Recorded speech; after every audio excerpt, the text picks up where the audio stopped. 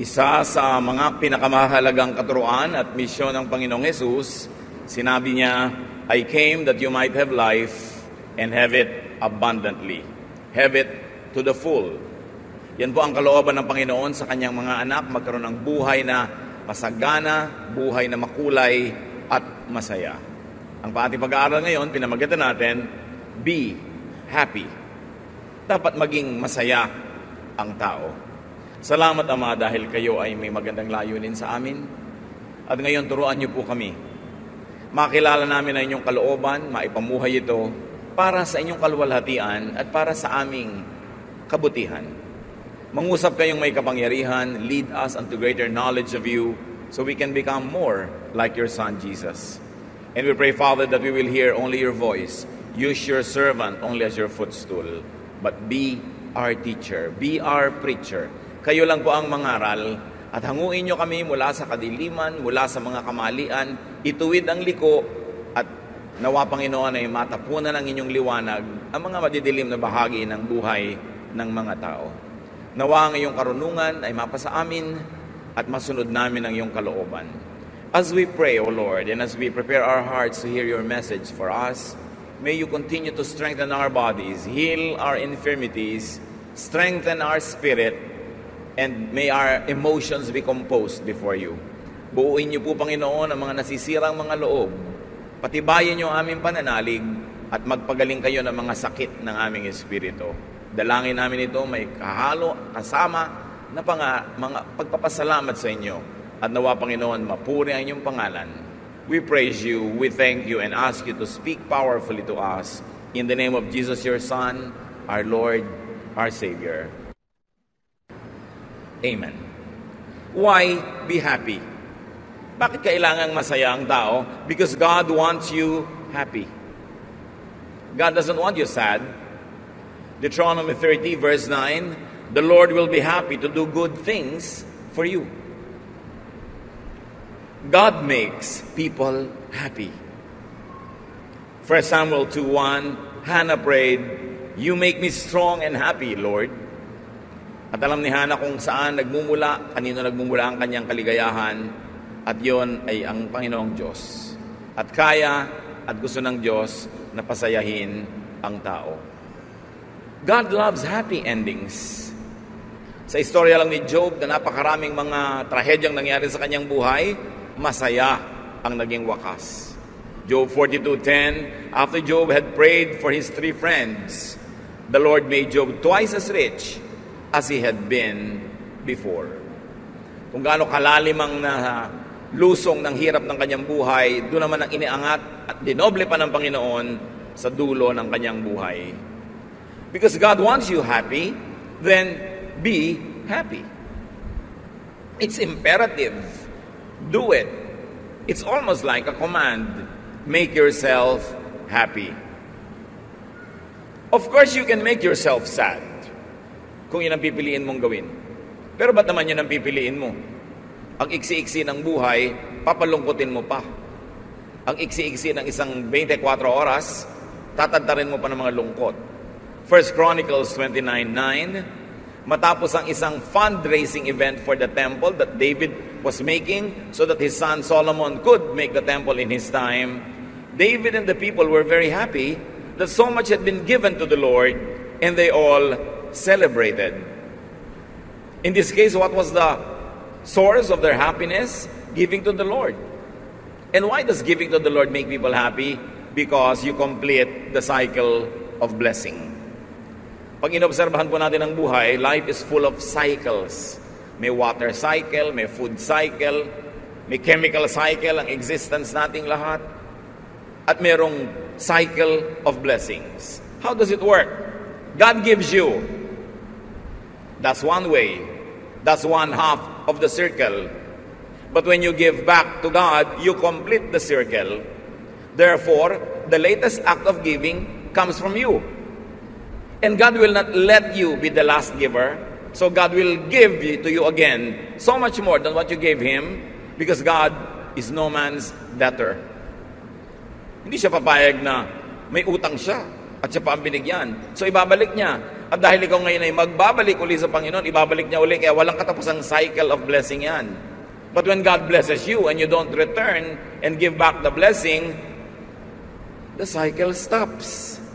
It stops at you. Parang tennis, pag sinerban ka ng bola, hindi mo na ibalik, saserban ka uli, hindi mo na ibalik, saserban ka uli. Pag 3 beses nang hindi mo na ibalik yon, tapos ang laban, wala na. End of game, 0 ang score. The love set, they call. Kaya marami mga tao, hindi sila masaya, kasi matapos silang pasayahin ng Diyos, hindi naman sila nagsusukli ng kasiyahan sa Diyos. So, wala nang kailangan pang ipagpatuloy yung cycle. And giving to the Lord gives so much happiness, as we have seen in the example, and as you can prove in your lives. The opposite of that, withholding, brings gloom, sadness, and inner division. Because there's also a part of you that will be grieved when you withhold good things from God and from other people. So make yourself happy by giving to the Lord. 1 Chronicles 29:14. But why should we be happy that we have given you these gifts? They belong to you, and we have only given back what is already yours. Yung palang nakakapagpasaya. Sa inyo naman po talaga yan. Sinoli lang namin yung part of it, not even the whole of it. At yun lang ang tama, yun lang ang logical na gawin ng taong tumatanggap ng pagpapala mula sa Diyos. 1 Chronicles 29:17. But we are happy because everyone has voluntarily given you these things. You know what's in everyone's heart, and you are pleased when people are honest.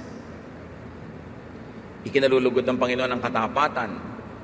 Bibigyan ka ng Panginoon ng 100. Ang ibabalik mo lang 10 at the least. Di minatra sa 90. Bibigyan ka uli ni Lord ng 100 dahil nagbalik ka ng 10. Magbibigay ka uli ng 10, edi 180 na yung nasa iyo. Bibigyan ka uli Lord ng 90. Kaya nyo pang sundan sa math? Sundan nyo ng sundan because the more you give to the Lord, the richer you get. Because the Lord will always outgive you. Not only financially, but spiritually, emotionally, in many aspects of life. There are many ways to give to God. And one of that is by giving to our fellow humans. So sinasabi dito ng may kakda, ikinalulugod nyo ang katapatan ng tao. So make yourself happy. Job 29:18. I feel certain that I would live a long and happy life, then die in my own bed. Can you imagine this thought?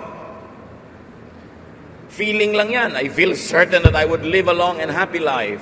And whether or not it happens, what matters is while you are thinking and feeling it, you are happy. Pwede mo namang baliktarin. Isipin mo malapit ka lang mamatay, na magkakalasog-lasog kang parang papel, magkakadurog-durog ka. Pero ano magiging feeling mo, di ba? Lungkot, fear. Ba't yun ang iisipin mo? Napipili mo naman kung anong iisipin.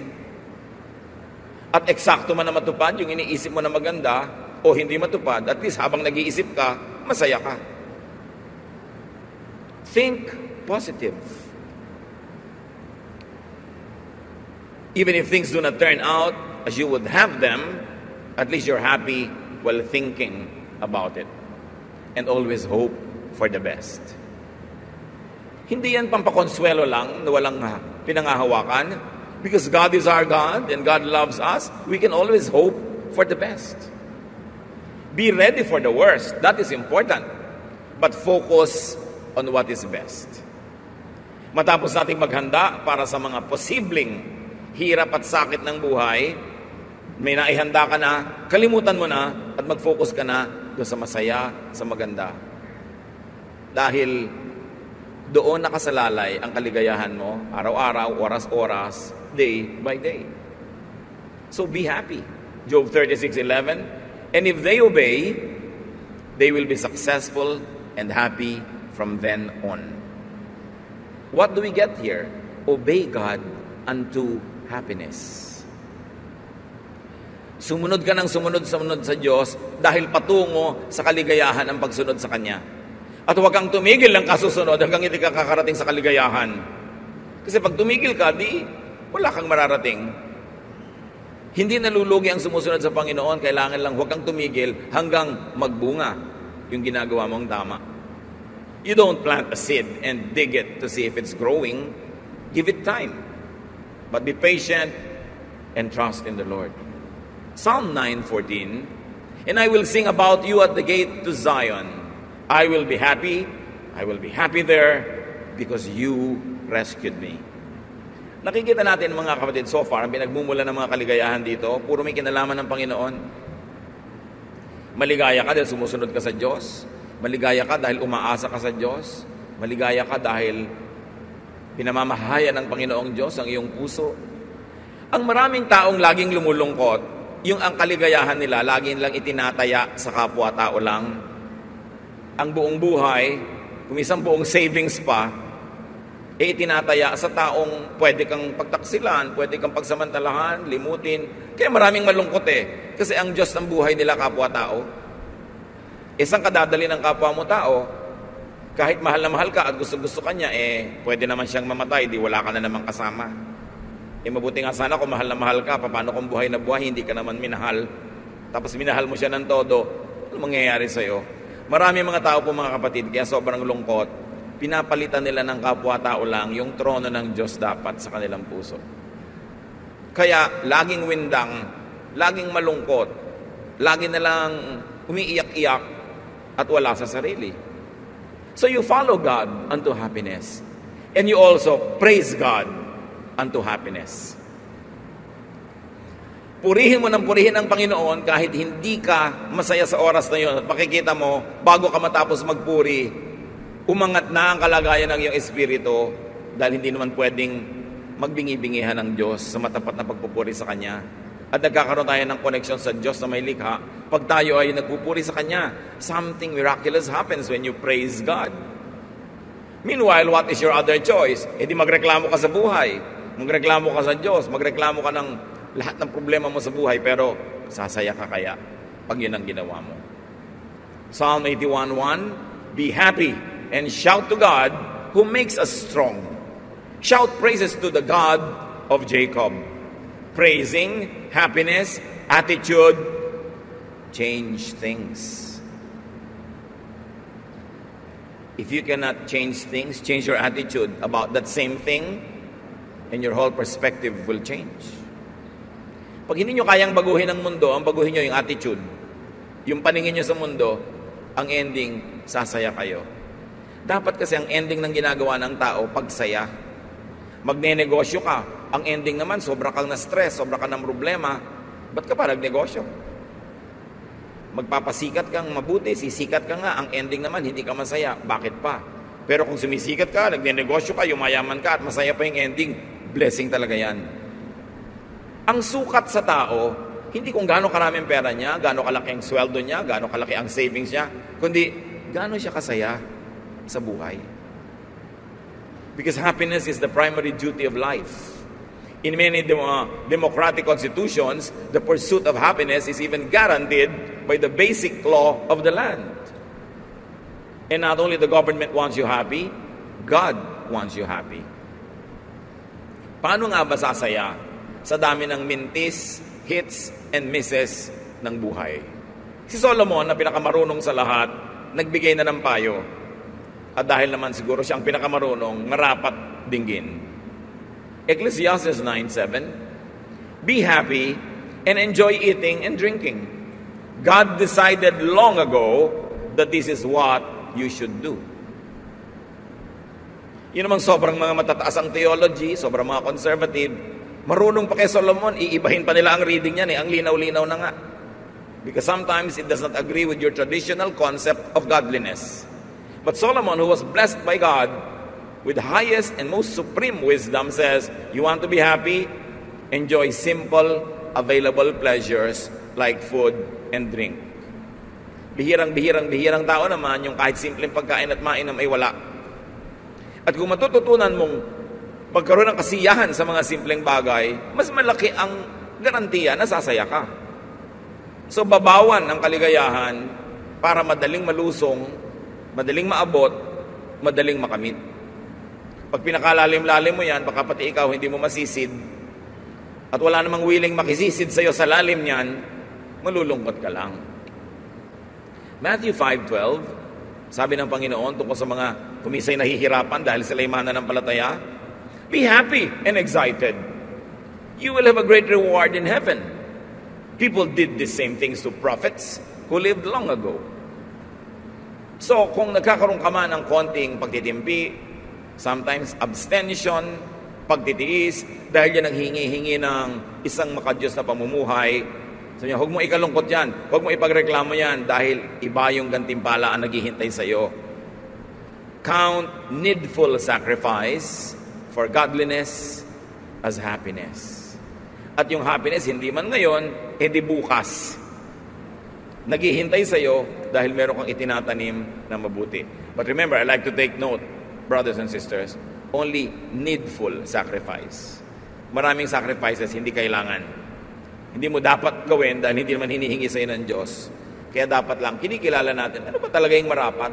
Anong sacrifice yung merong practical na magandang bunga sa buhay? Now, it's one thing to be happy, but there's another thing. Stay happy. Paano yun? Paano nananatili ang saya? Paano napapanatili, napapahaba, napapadalas ang saya? Pati sa Biblia, maraming katuruan dyan mga kapatid. Romans 12:15, when others are happy, be happy with them. Hindi naman nauubusan ng kapitbahay, kaibigan, kamag-anak, katrabaho na masaya. Makisaya ka sa lahat ng nagsasaya, at pag pinagdugtong-dugtong mo yun, marirealize mo, ay, ang dami ko na palang naging kasiyahan.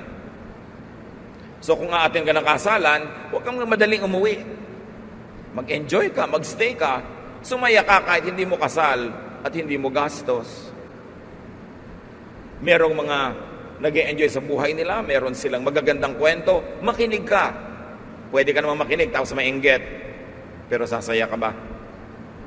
Pero kung nakinig ka, tapos nagdiwang ka dahil itong kakilala mo ay umasenso, na-promote, sumikat, nanalo sa isang contest, edi sasaya ka rin kahit hindi ko yung tumakbo sa karera, siya napagod, pero masaya ka rin dahil nakisaya ka.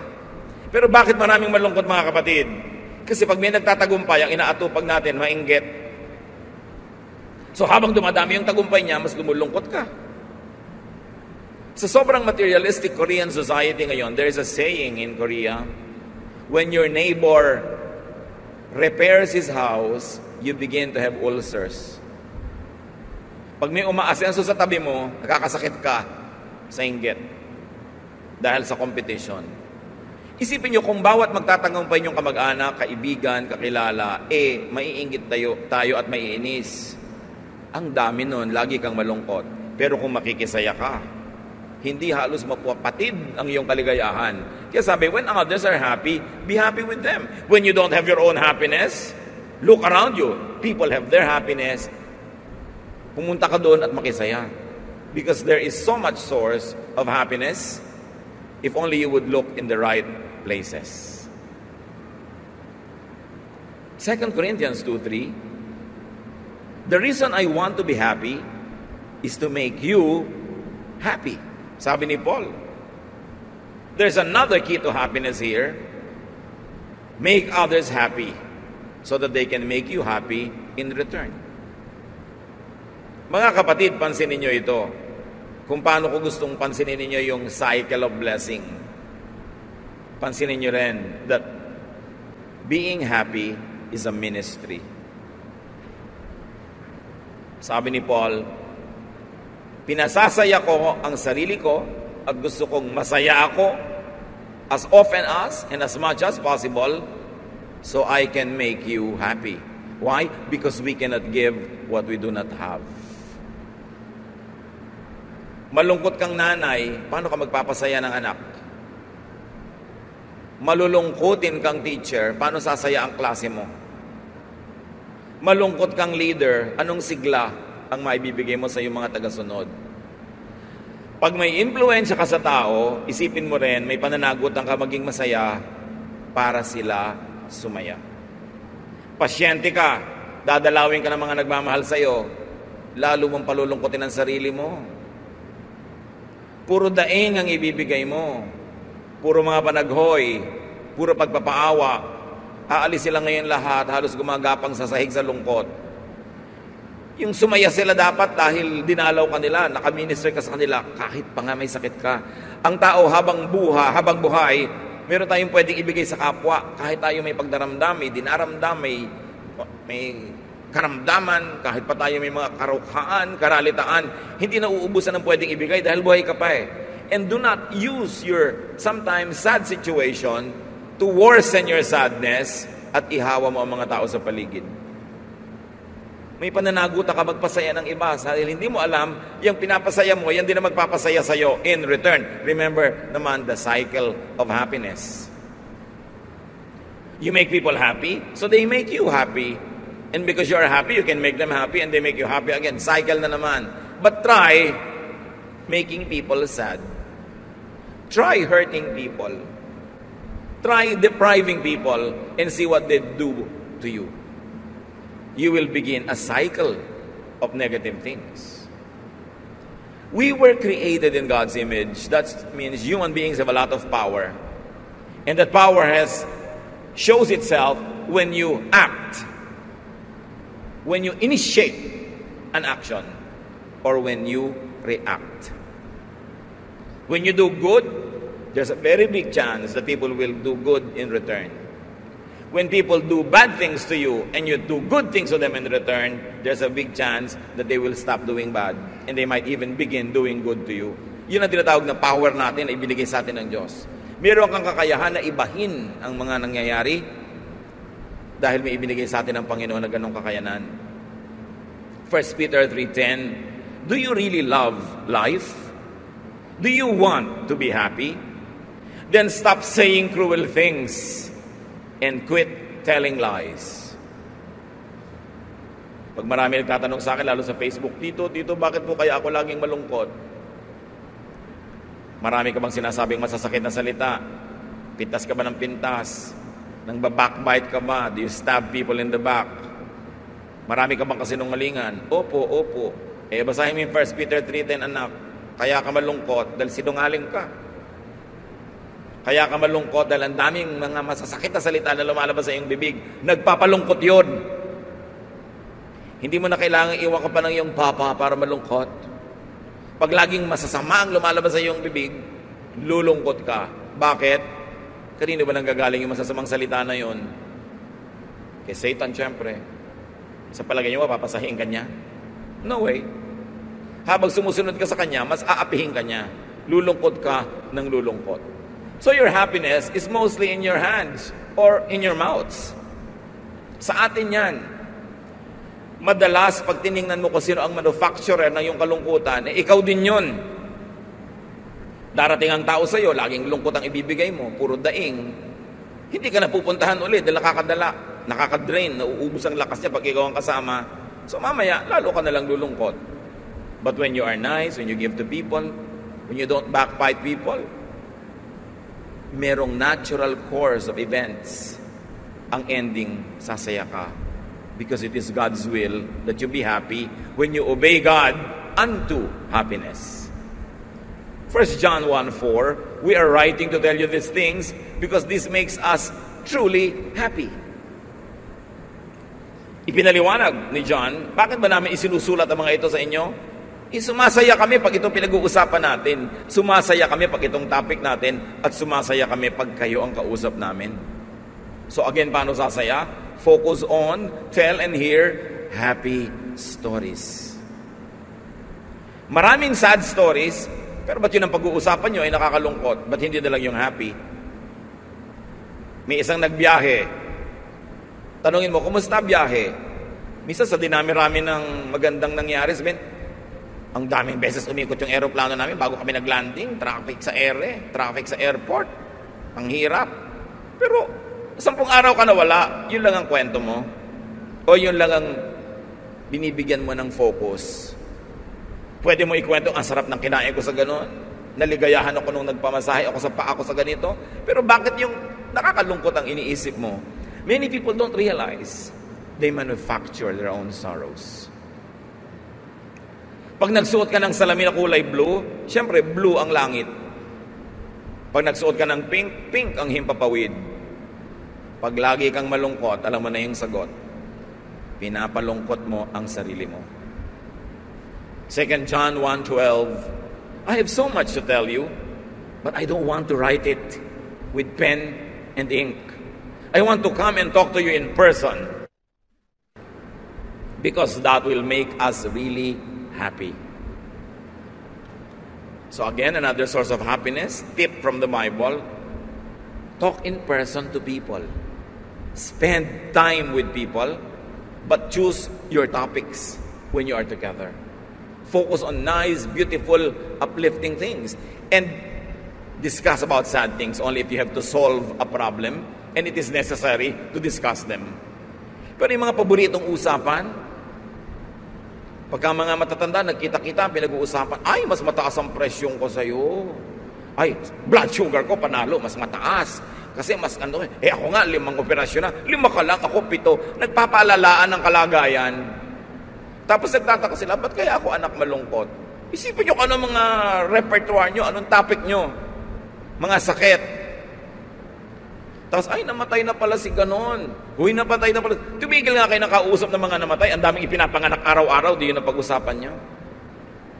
Kaya alam nyo sa ospital, ang masarap na floor, kung pwede lang, pasyente ka, doon ka sa maternity floor. Yun ang masayang floor sa ospital. Kasi puro bagong panganak ka nandun. Yung mga nagdadatingan, may mga dalang lobo, mga dalang mga laruan. Masaya. Siyempre, alam nyo na, pag nagpupunta kayo sa hingalo floor, kung hindi naman talaga kailangan, ba't doon ka naman tatambay? Puro panangis, iyakan ang makikita mo. Pero may mga tao, yun ang paboritong gawin sa buhay. Dumikit ng dumikit sa kalungkutan. Siyempre, ang mga mahilig sa kalungkutan, magkakabarkada rin yan. Ba't ka sasama sa ganon? So be happy in the Lord. Why in the Lord? Because the Lord is stable. The Lord is forever. Stand on solid ground.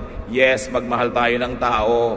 Yes, mahalin mo si mama o papa. Yes, pero Diyos dapat ang una. Para iwan ka man, dumating, umalis ang tao, stable ka kasi nakakapit ka sa Panginoon na hindi nagbabago. Psalm 89:16, we are happy all day because of you, and your saving power brings honor to us. As you can notice, puro God-centered yung mga verses na may kinalaman sa happiness. Proverbs 10:28, if you obey the Lord, you will be happy. But there is no future for the wicked. Luke 10:20, but don't be happy because evil spirits obey you. Be happy because your names are written in heaven. Anong background ito? Yung mga disciples, very excited, pumunta sa kay Lord. Lord, grabe yung binigay niyo sa aming blessing. Pati mga evil spirit na dati, ninenervyos kami pag nandyan, pag inutusan namin na umalis in your name, alisan. Wow, enjoy na enjoy sila. Sabi ni Lord, oo, maganda yon. Pero kung meron kayong dapat ikasaya, higit pa ron, nakalista ang pangalan nyo sa langit. Isipin ninyo, maliit ba namang kapangyarihan yung makapagpalayas ka ng masasamang espiritu? That's big. But compared to the bigger and biggest reason why we should be happy, that we are members of God's family, that our names are written in heaven, sabi, yan ang tunay na malaki. At mga kapatid, kung kayo anak ng Diyos, your name is written in heaven, wala ka ng excuse para laging malungkot. Paminsan-minsan na lang. Pero parang ibon niya na dumadapo, dapat mong bugawin para hindi magtagal. Pero pag ang tagal-tagal na ng kalungkutan mo, ilang araw na dyan, ilang linggo, alalahanin mo that your name is written in heaven. Nakakahiya naman na sa kabila no, nalulungkot ka pa. Kaya importante, ang ikinakalungkot mo lang pala, hindi ka na-invite sa ganong party, nakakalimutan kang isama ni ganon, hindi ka na-text, every 5 minutes, malungkot ka na, wala naman sa lugar yung mga ganong lungkot. Dapat hindi na ikinakalungkot ang mga ganong bagay. Piliin mo na lang yung konti na dapat talagang ikalungkot. So be happy because of the Lord, and be happy beyond that which is not eternal. John 16:22, you are now very sad, but later I will see you, and you will be so happy that no one will be able to change the way you feel. The Lord is talking to His disciples. Sabi niya, nalulungkot kayo dahil magkakahiwa-hiwalay tayo sumandali. Pero magkikita-kita rin tayo. At pag dumating yung panahon na yon, wala nang makakapagpabago pa ng inyong kaligayahan. Wala nang makakapag-alis pa niyan. So anong lesson nito mga kapatid? When you are in sad moments that are really there and cannot be avoided, look forward. When you look around you and it's all sadness, look upward, look heavenward.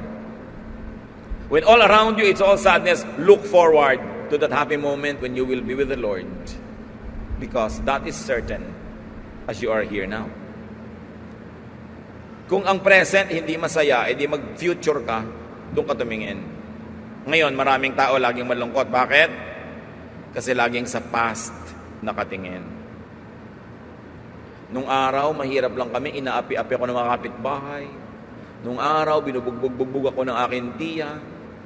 Nung araw, ganito. Bakit ba lagi mong binabalikan yan? Tapos na nga. Kaya lumulungkot ka. Bakit hindi mo tingnan yung ngayon? O masenso ka na. Hindi ka na nabubugbog ng tiya mo kasi, ayun, paralyzed na siya. Diba? Hindi man ipagbubunyi na paralyzed siya, pero at least hindi ka na niya nabubugbog.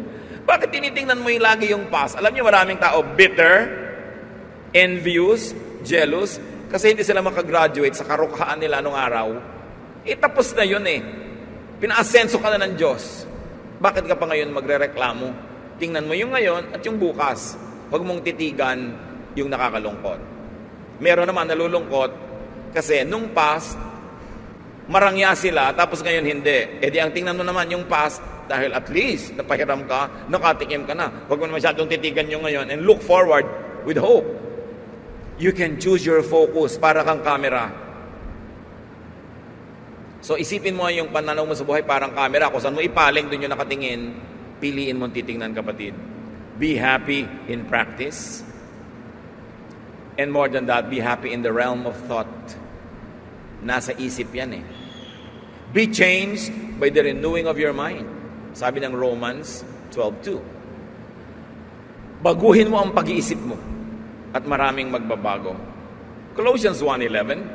His glorious power will make you patient and strong enough to endure anything, and you will be truly happy.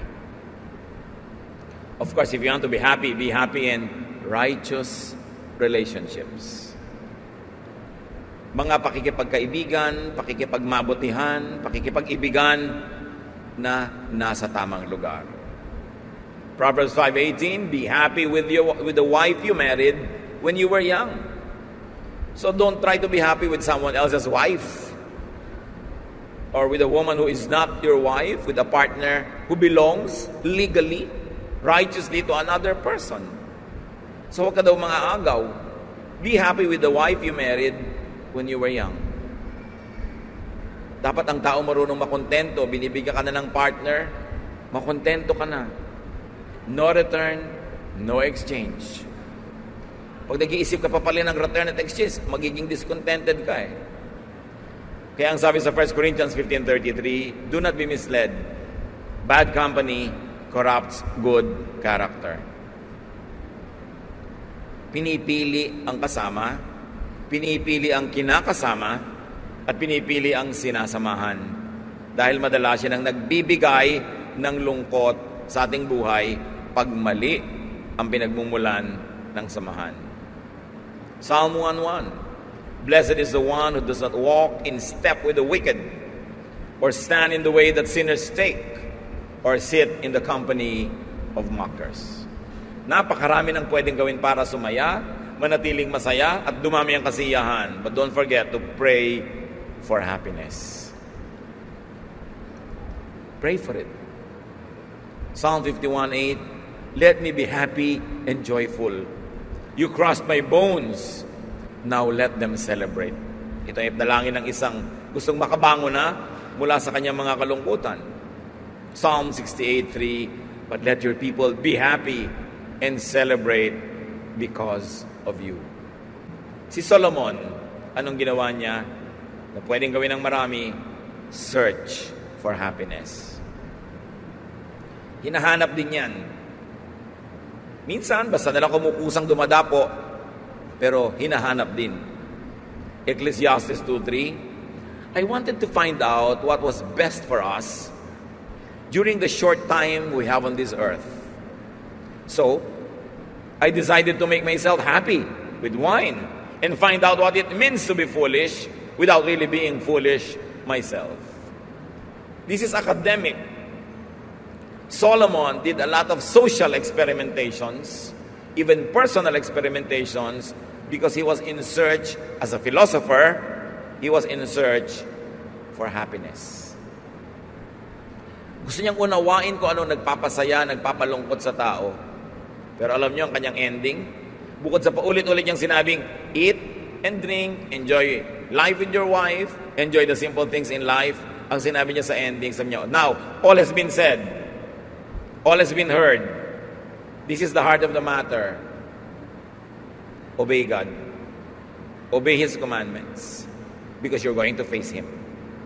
Yan ang sinabi niya. Yan ang susi para magkaroon ng kahulugan, kasiyahan ang iyong buhay. Let others be happy. Hindi ka naman sasaya kung naliligiran ka rin ng puro lungkot. Payagan nyo ang inyong kapwang sumaya. Minsan, sa pamilya natin, may sobrang mga dominante. Dominanteng tatay, dominanteng nanay, dominanteng ate o kuya. Hindi na nila hinahayaan yung mga ibang members ng family na maging totoo sa sarili. Na maging masaya in their terms. Idinidikta mo how others should be happy, how they should live their lives. Tigi-tigi sa tayo ng buhay, dapat bawat nilalang ay bigyan ng kalayaang piliin ang kanyang kaligayahan as long as this happiness is not offensive to God.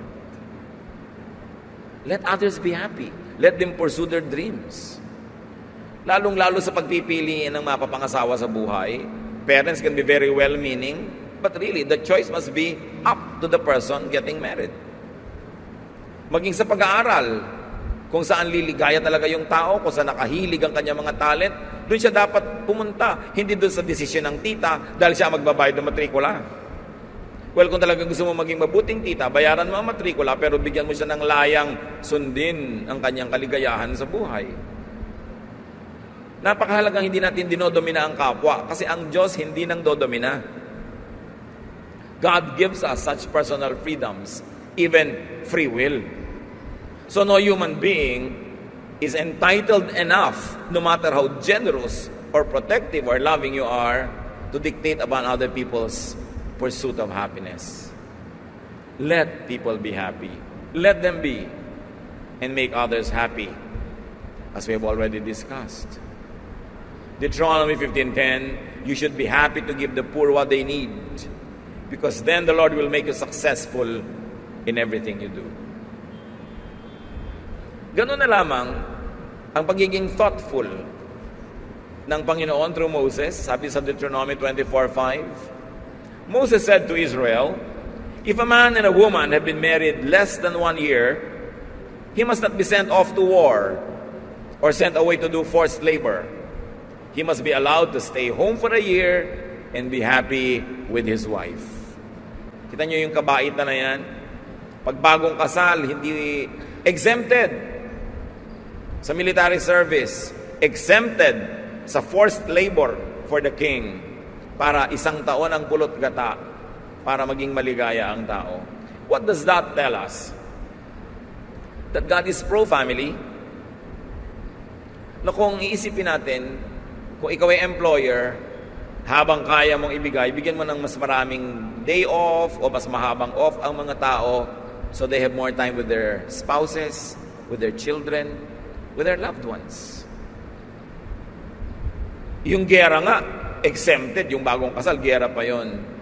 Maging mabuti tayo. Hayaan natin ang mga tao sa paligid natin na sumaya sa piling ng mga gusto nilang kasama. It's a basic human right. 1 Kings 4:20,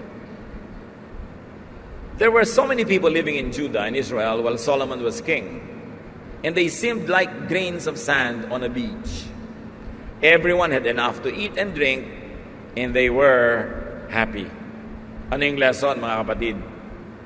Lead well and make people happy. Kung ikaw ay leader, ikaw ay officer, you are in charge, you are a manager, you are an administrator, Serve well so that the ending of all your services will be this: people under you are happy. Hindi yung pag nagkaroon ka ng konting kapangyarihan, ang aapi ka na, gagantihan mo na yung mga under you sa lahat ng kaapihang inabot mo sa buong buhay mo. That is a prostitution of power, because real power comes from God. And God delegates power so that we can take care of people like God would take care of people Himself. So it's a duty, a privilege to have power.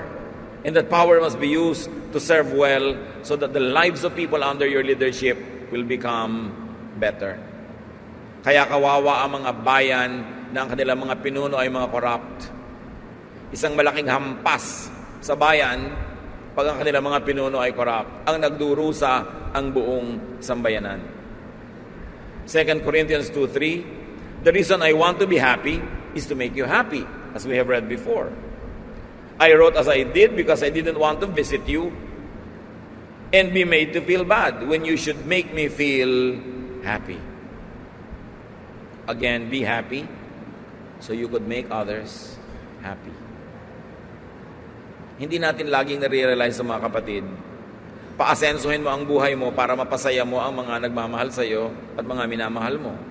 Magpakatino ka, young person, dahil mapapasaya mo ang mga magulang mo sa ganon. Merong mga hindi nagpapakatino, naliligaw ng landas, ang tanda-tanda na, hindi pa nakakapag-support ng magulang. Yung magulang pa ang dumadalaw sa kulungan dahil nakulong pa. So hindi na nakapahinga yung matatanda hanggang kahuli-hulihang oras ng buhay nila, sila pa yung naglilingkod sa anak nila dahil yung anak hindi nagpakatino. May panahon na ikaw ay bata, may panahon na ikaw ang binibigyan, pinagpapasensyahan, tinutulungan, pero dapat lalampas ka sa panahon na yon para yung mga tumutulong at nagbibigay sa iyo makagraduate at makapahinga naman dahil ikaw naman ngayon ang bahala sa kanila. Pero paano mo sila papasayahin kung winawaldas mo ang sarili mong buhay? Alam mo na masama ang mga bisyo ka pa ng bisyo, pero pag nagkasakit ka, alam mo na yung mga nagmamahal sa iyo pa rin ang mag-aalaga sa iyo, magpapagamot sa iyo, at pag namatay ka ay maglilibing sa iyo. Kung minsan napaka-irresponsable natin sa mga nagmamahal sa atin, hindi natin inaalagaan ang mga sarili natin, tapos itutumba na lang natin yung mga katawan natin sa harapan nila, may sakit tayo, naghihingalo, problema ngayon nila kung paano tayo bubuhayin. Kaya kung gusto nating sumaya at magpasaya ng kapwa, be responsible, take care of yourself, so you can make people happy. Philippians 2:2, now make me completely happy. Live in harmony by showing love for each other. Be united in what you think, as if you were only one person. Here, kanina yung mga leaders ang pinag-uusapan, ngayon followers. Make leaders and make elders happy. Unite.